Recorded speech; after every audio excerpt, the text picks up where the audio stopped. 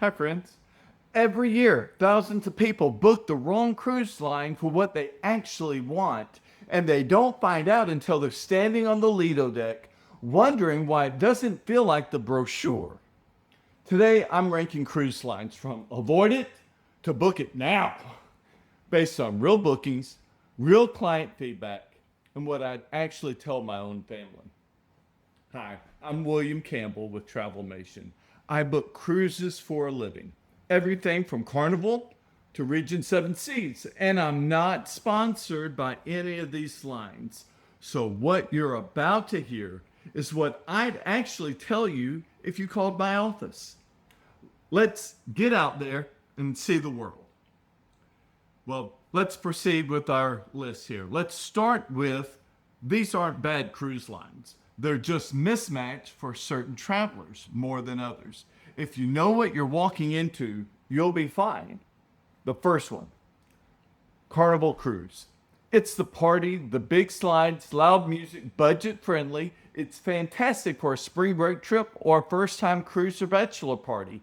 It is not what I'd book for a couple celebrating their 25th anniversary who wants quiet dinners and a spa day. Know your crowd before you book this one. Make sure it's a match for you. And this is really best for first timers, families, and budget travel.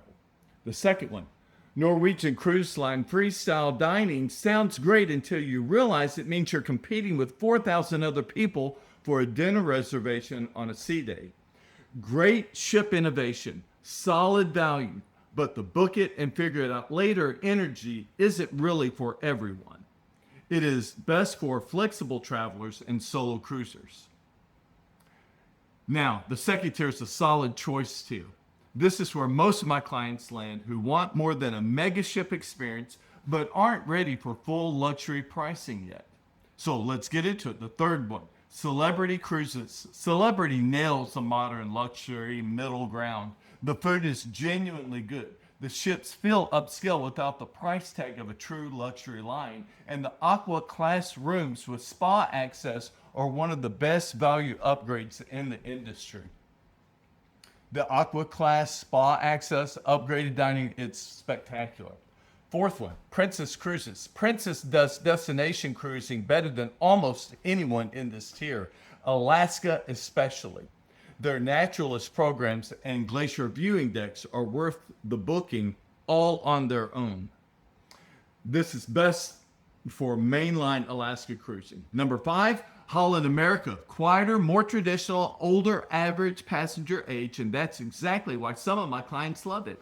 If you want a cruise, not a floating theme park, this is your line. It is best for quiet, classic cruising. Number 6, getting to the river cruising, AmaWaterways. If you're talking rivers instead of oceans, Ama is the gold standard. I book their Danube and Rhine Christmas market sailings every year, and they sell out for a reason. Small ships, included excursions, and a completely different pace of travel. If you want river cruising, I highly recommend Ama, especially European towns and Christmas markets. Now, section 3. The must book tier. This is where I stop hedging. If you can swing the price point, these are the lines I book for my VIP clients and the ones I sell myself. Number 7, Oceania Cruises. This is destination cruising for foodies. The onboard culinary program is one of the best at sea. Itineraries hit smaller, harder to reach forts, and the ships are intimate enough that you'll recognize the crew by day 2. This one is best for food-focused travelers. If you're a foodie, you'll love this. Number 8, Silversea Cruises, all-inclusive, ultra-luxury, small ship intimacy. I recently put together a full breakdown of Silversea's top itineraries. The link is in the description, and it's become one of the products I recommend most for clients who want luxury without a mega ship crowd. Number 9, Regent Seven Seas Cruises. This is the line I book for milestone trips, anniversaries, retirements, the we've been dreaming about this for 20 years trip. Truly all-inclusive, excursions, gratuities, unlimited shore excursions, and some of the most spacious suites at sea. If you're weighing Regent against Oceania, I've got a full comparison video. I'll link it in the description. And then number 10, well, it's not a cruise. I had to slip this in. Sandals and beaches. I love Sandals and beaches. It's not a cruise line, but I couldn't leave it off because Sandals Dunn's River is one of my personal favorites. A trip my wife and I still talk about. If you want all-inclusive luxury that feel without ever getting on a ship, this is where I send people. Families for beaches, couples for Sandals. Now, all right, I slipped that in, but here's a bonus round. Some quick hits, 3 quick cruise lines. I get asked about these 3 constantly, so let's knock them out real quick. First of all, MSC Cruises. MSC is the value play right now. Modern ships, aggressive pricing, and genuinely fun onboard product. The catch, their marketing oversells the yacht club experience if you're not actually booking yacht club. If you book it right, or you'll get the standard ship experience at slightly nicer prices. Number 12, Disney Cruise Line. This isn't really a competition. Disney is its own category. If you have young kids, it is worth every extra dollar over comparable Carnival or Royal Caribbean selling. The character interactions and the level of detail in the kids' clubs aren't replicated anywhere at sea. I book this constantly for Orlando area add-on trips as well as cruises out of Galveston. And by the way, the beds on Disney Cruise Line are the best anywhere. I love that bed. Then, number 13, Viking. Viking built its entire brand on no kids, no casino, no distraction, and it works. Adults only, destination heavy, and genuinely elegant without feeling stuffy.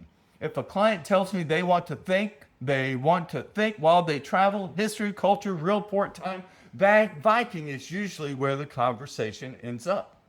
Viking is known for rivers, but they are aggressively moving into ocean cruises. Here's the truth. This ranking doesn't matter nearly as much as these 3 questions I ask every single client before I recommend a ship. The first question, who's actually going? A cruise line for 2 retired empty nesters and a cruise for a family of 5 with a toddler are not the same trip, even if you're looking at the exact same itinerary. Passenger mix changes everything. The ship, the cabin category, even the time of year, I'd book it for you. Second question, is this about the ship or the ports? Some clients want the ship to be the vacation, pools, shows, specialty dining. Others see the ship as simply a hotel room that happens to move between destinations. That single answer usually points me toward a mega ship line or a small ship luxury line before we even talk budget. Question number 3, what's actually included in your budget number? This is the one that trips people up.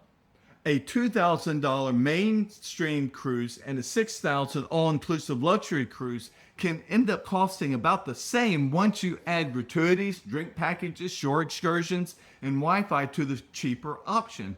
I walk every client through the real all-in costs before we compare lines. My name is William Campbell, and I'm a top producer travel advisor with Travel Nation. I book cruises for clients all the time. This is my honest ranking from know what you're getting into to book it yesterday.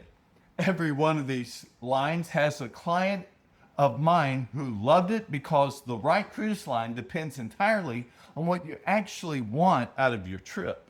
That's a part of booking that a website can't tell you. But I can because I'm a travel advisor. I talk to people. So here's what I want you to do. Go to www.travelmationwilliam.com if you want help figuring out which of these fits your family, your budget, and your dream trip. Click the link below or call the office. Let's get out there and see the world. And I'll see you in the next video.